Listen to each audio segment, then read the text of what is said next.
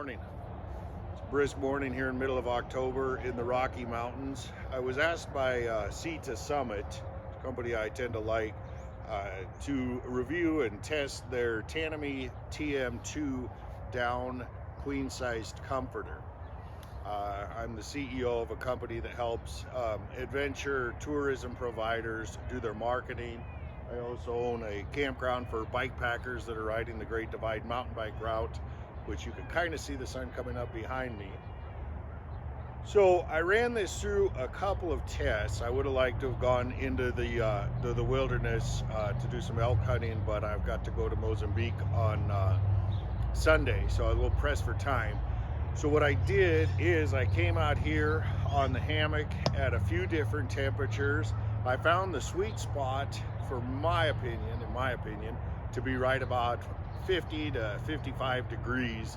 The wife and I tried it last night at about 60 degrees, maybe 65, and it was way too hot for us. You know, of course, we're from the north and we're accustomed to being cold, and so if you're from the south or maybe don't carry quite as much body fat, you might find it works at those temperatures for you. I'm impressed with it. It's incredibly light,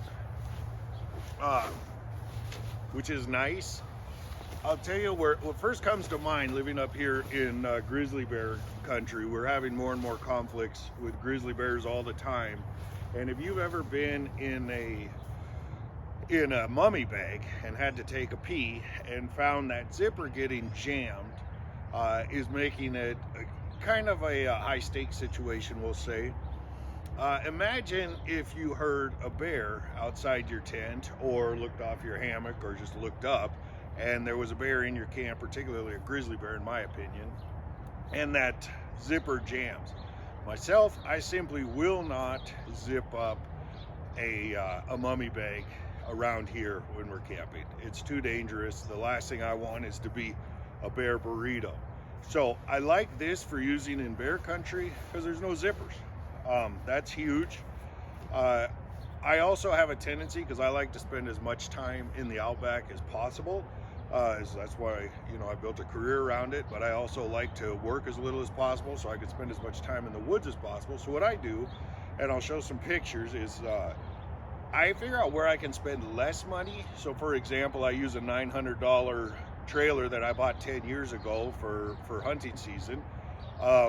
Because if I buy a $40,000 trailer, now I got to work $40,000, and that's time I'm not spending in the woods.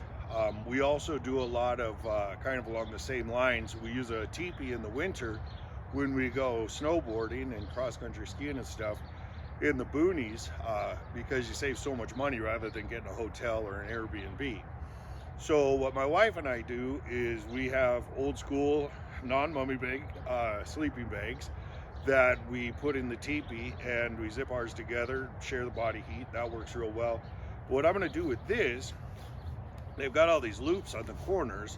I'm going to attach 4 safety pins, one to each of these loops, and then when we're using the teepee, we'll just safety pin this to the top of those 2 sleeping bags, and we will be able to save a lot of propane because we'll just be warmer. Now, my wife will probably wake up and turn up the propane anyhow just because of her dog, and you know, he can't be chilly. She takes a bear rug with us for him to sleep on. So yeah, those are my suggestions. Like, if you're going to use an old camper like I do, I guess I didn't finish that thought. If you're going to use an old camper that's not very well insulated, maybe doesn't have a great heater, and you want to save on propane, spend a little extra on this and a lot less on the camper, and you're still 12,000 whatever ahead on just pure dollars of what you saved, and that's money that you don't have to go earn, so you can spend it in the woods. So I hope that's helpful.